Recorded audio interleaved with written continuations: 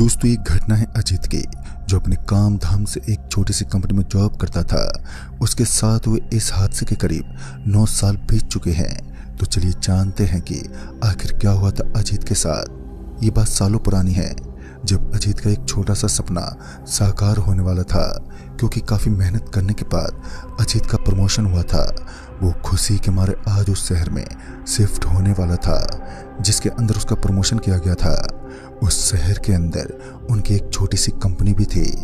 अपने भारी भरकम सामान के साथ अजीत स्टेशन पर पहुंच गया और उस स्टेशन पर पहुंचने के बाद अब उसे इंतजार था तो सिर्फ ट्रेन का, क्योंकि निर्धारित समय के अनुसार ट्रेन की टाइमिंग रात के करीब 9 बजे की थी।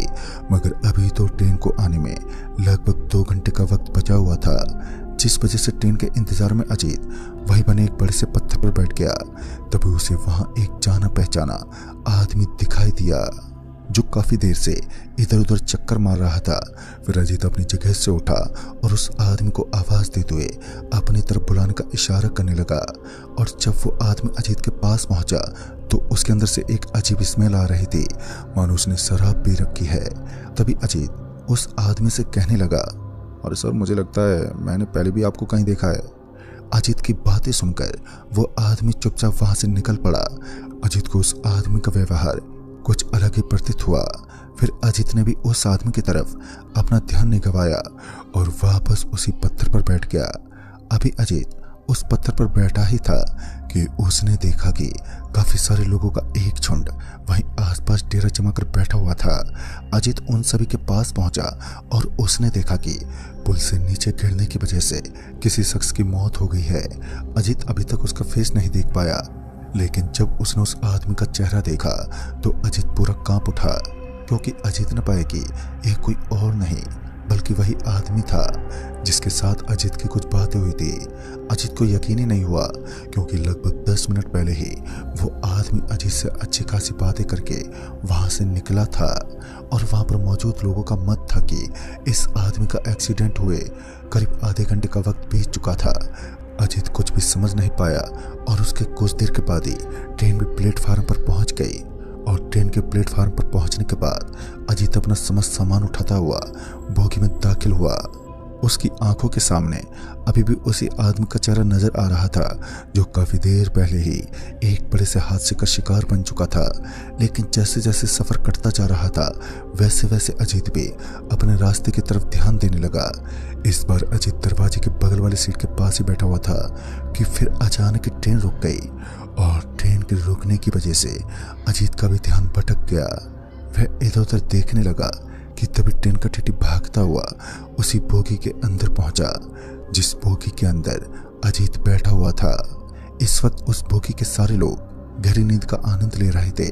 उस बोगी के अंदर अजीत ही एक ऐसा शख्स था जो बैठा बैठा आराम से फोन पर टाइम पास कर रहा था। तभी वह टीटी अजीत के पास पहुंचा और कहने लगा, ट्रेन के अंदर एक खराबी आ गई है, तो आपको जल्द से जल्द हमारे साथ चलना होगा, क्योंकि हमारे साथ एक कर्मचारी अभी ट्रेन के अंदर मौजूद नहीं है। दरअसल उस टीटी का कहना था कि उसे ट्रेन के सारे कर्मचारी किसी बहुत ही जरूरत काम की वजह से ट्रेन की मरम्मत कर रहे हैं। हालांकि जिस जगह पर वो कर्मचारी लगे हुए थे उस जगह पर ट्रेन के इंजन की कोई भी समस्या नहीं थी। फिर अजीत ने भी ज्यादा सोचना उचित नहीं समझा और वह उस टीटी के साथ चल पड़ा। और जब अजीत उस टीटी के साथ नीचे उतरा तो उसने देखा कि बाहर का पूरा माहौल एकदम सुनसान था। चारों तरफ ठंडी ठंडी हवाएं चल रही थी और उस ट्रेन के बाईं तरफ बिल्कुल सटा हुआ एक बड़ा सा तालाब भी बना हुआ था।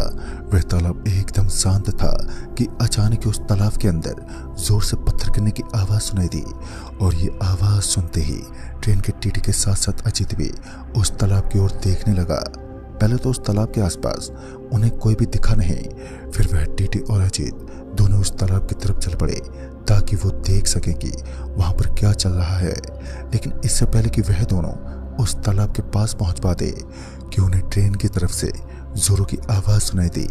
वह दोनों पीछे की तरफ पलटे और फिर जब अजीत और ट्रेन का टीटी दोनों पीछे मुड़े तो वहां जोरदार चुप्पी छाई हुई थी। दूर दूर तक किसी भी मनुष्य का कोई भी ठिकाना नहीं था। उन दोनों ने ट्रेन की तरफ बढ़ना ही ठीक समझा और ट्रेन में हुई खराबी की तलाश करने लगे। कि आखिर किस जगह पर ट्रेन में खराबी हुई होगी। ट्रेन की खराबी को ढूंढते हुए वह दोनों अब ट्रेन के अंतिम छोर पर पहुंच चुके थे, लेकिन अभी तक उन्हें किसी भी समस्या का कोई भी पता नहीं चल पाया। तभी उस ट्रेन का टीटी जोर से चिल्लाया और अजीत को अपनी तरफ आने का इशारा करने लगा। दरअसल अजीत उस टीटी से थोड़ी दूरी पर ही था। वो काफी जोर जोर से बोल रहा था, उस ट्रेन के नीचे देखो। लिहाजा अजीत जब उस ट्रेन के नीचे देखने लगा तो एक पल के लिए उसके रोंगटे खड़े हो गए, क्योंकि अजीत ने देखा कि उस ट्रेन के नीचे एक औरत उल्टी लटकी हुई थी और वह अभी भी जिंदा थी और अजीत को अपनी डरावनी आंखों से वो घूरे जा रही थी।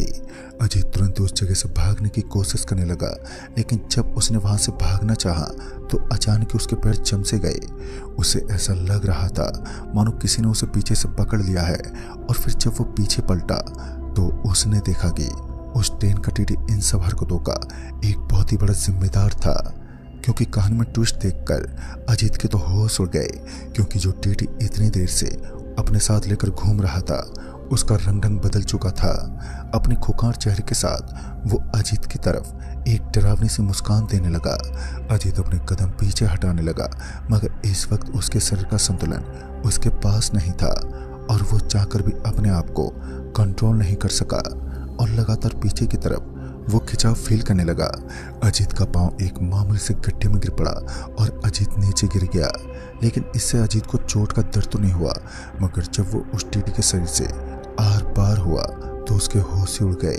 और फिर उस ट्रेन के नीचे से एक महिला निकली जिसके खौफनाक शरीर से भयानक बदबू आ रही थी और ऐसा लग रहा था मानो उसके सिर पर किसी ने सड़ा हुआ मांस डाल दिया हो। अजीत की हालत तो वैसे ही खराब थी और उस महिला के रंग ढंग ने अजीत को बुरी तरह से डरा दिया था, लेकिन अब अजीत उस भूतिया टीटी के चंगुल से मुक्त हो चुका था, जिस वजह से वो तुरंत ही अपने सामने की ओर भाग पड़ा। वो तेज गति के साथ अपनी बोगी की ओर बढ़ने लगा, लेकिन तभी अचानक ही उसकी आंखों के सामने वही टीटी खड़ा दिखाई दिया, जिसकी गर्दन नीचे की तरफ झुकी हुई थी और उसका शरीर भी देखने में काफी डरावना लग रहा था। अजीत के पीछे वो औरत थी तो सामने वो राक्षस, यानी एक तरफ कुआं तो दूसरी तरफ एक गहरी खाई। अजीत पूरी तरह से कंफ्यूज हो चुका था कि इस वक्त उसे क्या करना है और क्या नहीं। वो पहली बार अपनी लाइफ में किसी भयानक शक्ति से सामना कर रहा था। एक तरफ चुड़ैल तो दूसरी ओर एक शैतान का विकराल रूप। ट्रेन अभी भी उसी जगह पर स्थिर खड़ी थी। शायद ट्रेन में कोई खराबी तो थी, लेकिन उस खराबी को ढूंढने वाला अभी तक सचेत नहीं था।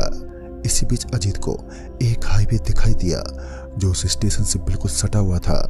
अजीत उस हाईवे की ओर निकल पड़ा, लेकिन जब तक वो उस हाईवे के पास पहुंच पाता वो दोनों काली शक्तियां छल कपट का उपयोग करने लगी। अजीत जिस जगह से उस हाईवे की तरफ भागा था वो कुछ ही पलों में वापस उसी जगह पर पहुंच गया। यानी कि ये सब एक छलावा था जिसको अजीत काफी अच्छे से पहचान पाने में कायम था, क्योंकि उसने भी अपने पूर्वजों से इस छलावे नामक शक्ति की काफी चर्चाएं सुनी थी। वो यह बात काफी अच्छी तरह से समझ चुका था कि इसे पार पाना आसान नहीं होगा, क्योंकि इस शक्ति का सिर्फ एक ही तोड़ है और वो है रोशनी। अजीत का हाल बेहाल हो चुका था और अब तो दिन होने में काफी वक्त बचा हुआ था। असली खौफनाक मंजर तो अजीत को उस समय दिखाई दिया जब उसने अपने सामने की ओर 7 महिलाओं को जोर जोर से रोते हुए देखा। उनके रोने और चिल्लाने की आवाजों से पूरा माहौल गूंज उठा। अजीत को ऐसा लग रहा था मानो वो किसी रेलवे ट्रैक के पास नहीं बल्कि किसी कब्रिस्तान में हो। माहौल की शांति तो उस वक्त ही टूट चुकी थी जिस समय उन महिलाओं के रोने और चीखने की आवाजों के साथ पूरा सन्नाटा भंगसा हो चुका था। अभी तो एक खौफनाक मंजर बाकी था जब एक कब्र अजीत को अपने सामने की ओर नजर आई। इस रेलवे ट्रैक के पास अभी एक कब्र कहां से आ गई? कुछ समय पहले तो यहाँ का माहौल एकदम नॉर्मल था और फिर धीरे धीरे वहां चारों ओर का माहौल एकदम से कब्रिस्तान के रूप में तब्दील होने लगा। इस समय इस माहौल को देखना मतलब अपने आप को मौत के मुंह में देखने जैसा था, क्योंकि चारों ओर मौत का आतंक कहर बनकर मंडरा रहा था। उस भयानक माहौल में अजीत अपने आप को संभाल पाने में नाकाम रहा। अब उसका दिमागी संतुलन धीरे धीरे बिगड़ने लगा, क्योंकि टेंशन के हर माहौल में अजीत का दिमाग काम करना बंद कर देता है। अजीत वही पागलों की तरह जोर जोर से चीखने और चिल्लाने लगा और कुछ वक्त बीतने के पश्चात ही अजीत के चेहरे पर जोरदार रोशनी पड़ने लगी, जिस वजह से अजीत की पलकें झपकने लगी थी। अजीत का पूरा शरीर एकदम टूटा टूटा लग रहा था। उसके शरीर में काफी कमजोरी थी, लेकिन जब उसने अपनी आंखें खोली तो उसने पाया कि 4 लोग टॉर्च लेकर उसके चारों तरफ खड़े थे। उन्होंने किसी तरह अजीत को उठाया और फिर उसे लेकर वो स्टेशन पहुंच गए। स्टेशन पहुंचने के बाद अजीत को थोड़ा बहुत होश आया। उसने अपनी आप बीती वहां पर मौजूद लोगों को बताई, तो उनमें से किसी ने भी इस स्टेशन की सच्चाई को उगलना बिल्कुल भी ठीक नहीं समझा और फिर अजीत को सही सलामत उसके ऑफिस तक पहुंचा दिया। लेकिन उस स्टेशन का वो छल कपट का सिलसिला आज भी कायम है। लोगों का मत है कि आज भी उस स्टेशन पर भूत प्रेत का साया सर चढ़कर मंडराता रहता है। उस स्टेशन के पास रहने वाले लोग इस बात का वर्णन करते हैं कि उस खौफनाक स्टेशन के स्थान पर कुछ सालों पहले एक कब्रिस्तान हुआ करता था, जहां पर दफनाई गई काली शक्तियां शनिवार और शुक्रवार की रात को अपने खौफ का मंजर प्रस्तुत करती हैं। तो दोस्तों, इस कहानी में बस इतना ही। कहानी आपको पसंद आई हो तो वीडियो को लाइक शेयर जरूर करें और साथ ही हमें कमेंट बॉक्स में जरूर बताएं। तो मैं आप